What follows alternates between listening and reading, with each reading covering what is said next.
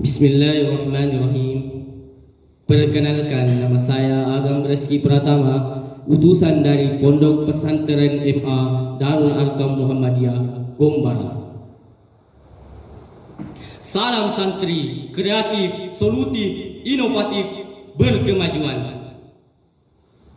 Yang terhormat, para dewan juri yang arif dan bijaksana, yang saya hormati segenap panitia penyelenggara Lomba Olimpiade Bahasa dan Sastra tahun 2021 serta teman-temanku sekalian yang saya banggakan. Assalamualaikum warahmatullahi wabarakatuh. Segala puji hanya milik Allah Subhanahu wa ta'ala yang tidak pernah berhenti sedikit pun memberikan rahmat dan nikmatnya kepada kita, sehingga di tengah pandemi COVID yang terus menghantui ini tak sedikit pun menyurutkan niat kita untuk saling berbagi ilmu walaupun jarak memisahkan kita. Di sini saya mengajak kepada kalian semua untuk bersama-sama dapat memenuhi kewajiban kita dalam menuntut ilmu, yang mananya ilmu tersebut sebagai bekal untuk menatap masa depan yang lebih baik. Pada kesempatan yang berbahagia ini, marilah kita niatkan untuk bersama-sama menambah ilmu agar segala sesuatu yang bisa kita lakukan bisa benar-benar menghasilkan manfaat yang lebih baik.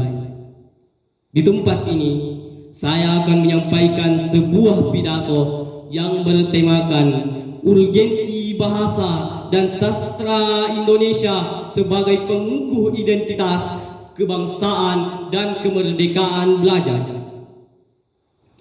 Para pemuda, para pemudi bangsa Indonesia. Indonesia merupakan salah satu negara yang memiliki keberagaman suku dan budaya.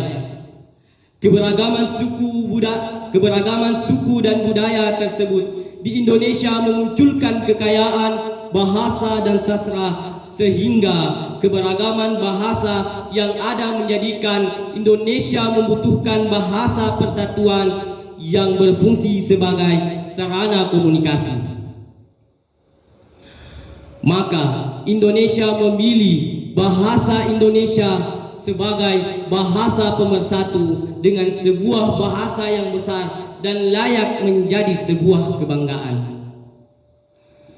Para pemuda, para pemudi bangsa Indonesia, bahasa dan sastra merupakan salah satu sistem simbolis yang terpenting dimiliki oleh manusia atau bangsa Indonesia, sekaligus merdeka tidaknya bangsa Indonesia selalu menggunakan sekaligus berada di dalam sistem bahasa dan sastra, sehingga bahasa dan sastra, terutama bahasa dan sastra Indonesia, menjadi palang pintu kebebasan, keberanian, kemandirian berpikir, berimajinasi, dan berekspresi tentang sesuatu. Saat ini pengguna bahasa Indonesia cenderung dikalahkan oleh bahasa asing.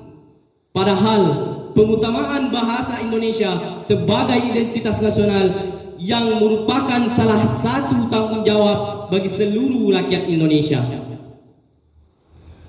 Dengan kemajuan teknologi dan sumber daya, tidak seharusnya bangsa ini melupakan bahasa identitas dirinya yang sebagaimana tercantum dalam Sumpah Pemuda yang menyatakan bahwa kita memiliki satu bahasa pemersatu, yakni bahasa Indonesia.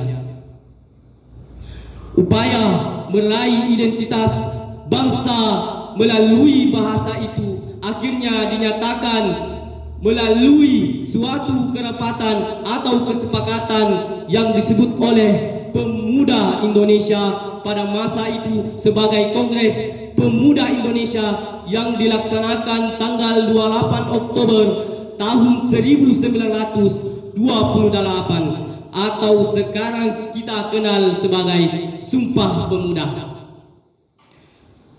bahasa Indonesia yang berakar dari bahasa Melayu yang disepakati bersama untuk dijunjung sebagai bahasa persatuan. Kesepakatan untuk mengukuhkan bahasa Indonesia sebagai bahasa persatuan ini tidak memunculkan secara serta-merta, melainkan telah melalui batu ujian yang panjang yang dapat kita ketahui perjalanannya dari surat kabar dan sumber tercetak lainnya pada masa lalu. Para pemuda, para pemudi bangsa Indonesia, maka dari itu bahasa dan sastra sebagai sistem simbolis yang mampu menjadi pengintegrasi sekaligus instrumen yang berkembang dan menguatnya daya pikir, daya imajinasi, dan daya ekspresi manusia atau bangsa Indonesia tersebut yang dapat menjadi prakondisi merdeka belajar. Mengapa harus merdeka belajar, teman-temanku sekalian? Karena merdeka belajar dalam arti kebebasan, keberanian, ketangguhan, keautentikan belajar, serta terrealisasinya landasan merdeka berpikir, berimajinasi, berekspresi secara kritis, kreatif, dan inovatif. Lebih lanjutnya lagi, kemerdekaan berpikir, berimajinasi, dan berekspresi tentang sesuatu hanya dimungkinkan oleh sistem simbolis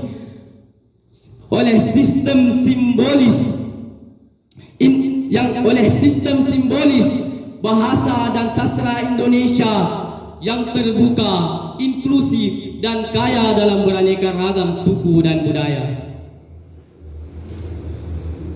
Itu semua menunjukkan prakondisi keberhasilan merdeka belajar dalam tersedianya sistem bahasa dan sastra yang bisa menjadi instrumen sekaligus pengintegrasi kebebasan, keberanian, kemandirian, ketangguhan berpikir, berimajinasi, dan berekspresi tentang sesuatu.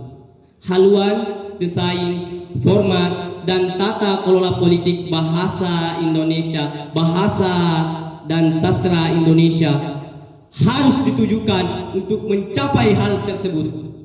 Inilah kerja kita ke depan di bidang kebahasaan dan kesastraan Indonesia. Demikianlah apa yang saya sampaikan.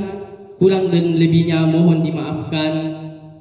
Saya tutup dengan ucapan John F. Kennedy yang berkata, jangan tanyakan apa yang negara berikan kepadamu, tapi tanyakan apa yang bisa kamu berikan kepada negara.